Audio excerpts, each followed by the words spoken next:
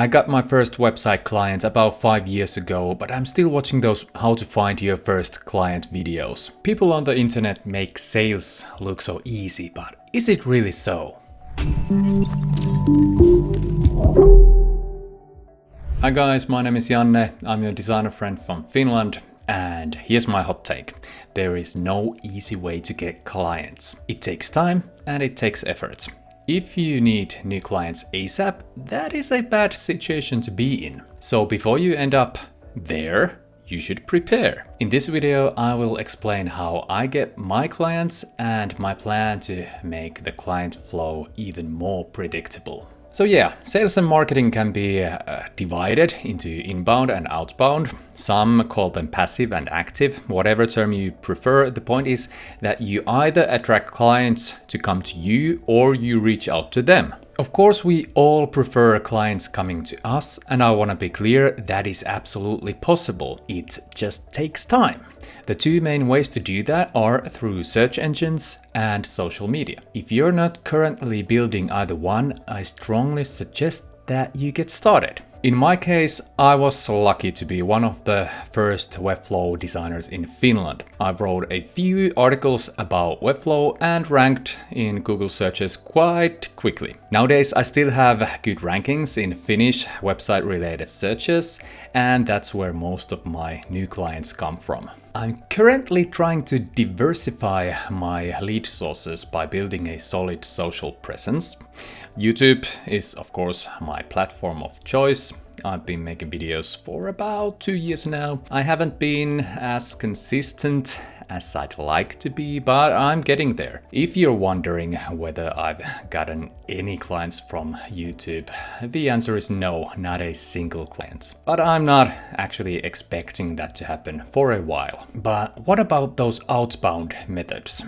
Those include cold calls, cold emails, and similar approaches. No one actually enjoys doing them, and on the other side, no one likes to being sold to, but some people make it work. I've tried cold emailing a couple of times with little to no success, but I'm not giving up yet. Just imagine if you had a sales machine, something that with set amount of effort delivers a set amount of results consistently. That would bring so much peace of mind for a freelancer. As I said, I haven't cracked the code yet, but I'm going to try again. Here are some key takeaways I've learned so far.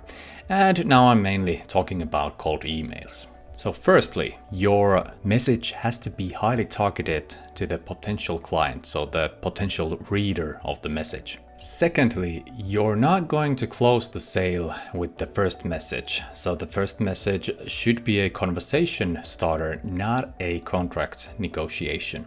And the last thing I've learned this far is that this is a numbers game, so you need a way to send many emails efficiently. That is probably the thing that I came short with my previous efforts. Okay, those were quite general guidelines. Here's an example of more detailed plan. Okay, firstly, we should define a target audience. I'm aiming for those creative agencies, and this campaign could target like video agencies, let's say small video agencies and their CEOs. And then I need to gather the contact information. Of course, I could go around the internet and gather them by myself, but there are people on Fiverr and probably some tools that make this part way easier. Next up, we should write the message, and it should be somehow engaging and start the conversation. In this case, I might ask for an opinion or insight. For example, have the person had any trouble with embedding videos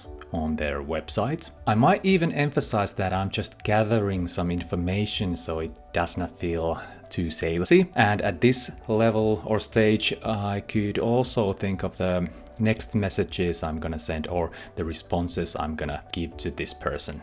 The last part is, of course, sending the email. There are tools like make.com that can help you automate the whole thing or parts of the sending process.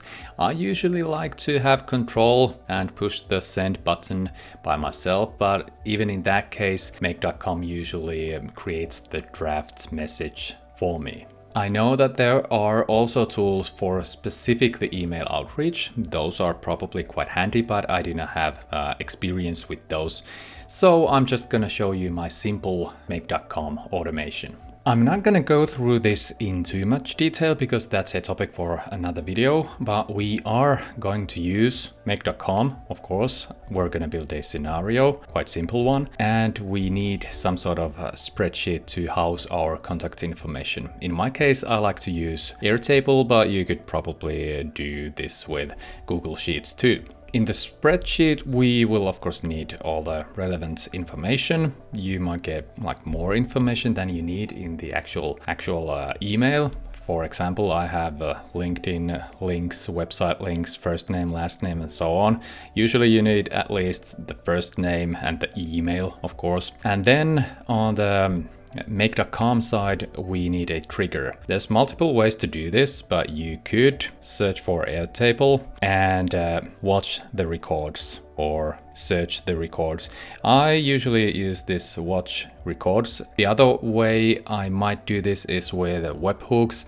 I'm not gonna go through that one because it needs a bit more build up, if you may.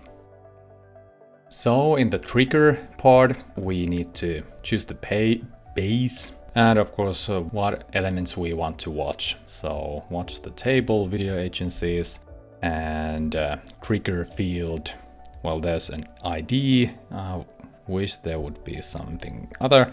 You kind of need to do it in a way that the ID will change if you make the change. And of course, this trigger should be something that triggers the automation. So when you change the record, it creates the drafts in your email. So keep that in mind. Of course, you could just like add records to the Airtable base. Okay, I'm gonna skip that a bit and make just a simple next step. That would be the email creation. And I use Google Workspace. Let me see if I can find, it's actually Gmail. Create a draft. There's a step for that. And I actually have two separate accounts already. If you do not have the accounts, you need to make a connection and then you should fill up all these fields. And of course, test before you use actual emails in your sequence. Depending on your trigger, you might see this clock, which shows the interval when the trigger will activate. On other triggers, it might be instant, so whenever a change is made, the scenario will trigger. That's probably the reason I like to use webhooks. But anyway, check that out and remember to save the changes. Of course, you should draft your email inside the make.com scenario and try to send, let's say, 5 to 10 messages per day from a single email. If you send more than that, your email might be flagged as spam, so be careful with that. Hopefully I get to do a follow-up video on how well this campaign works. But until then, I'd like to hear your take on this. Have you built your own inbound or outbound system? Is cold email still worth it? And so on. But that's all for today. See you guys in the next one. Bye.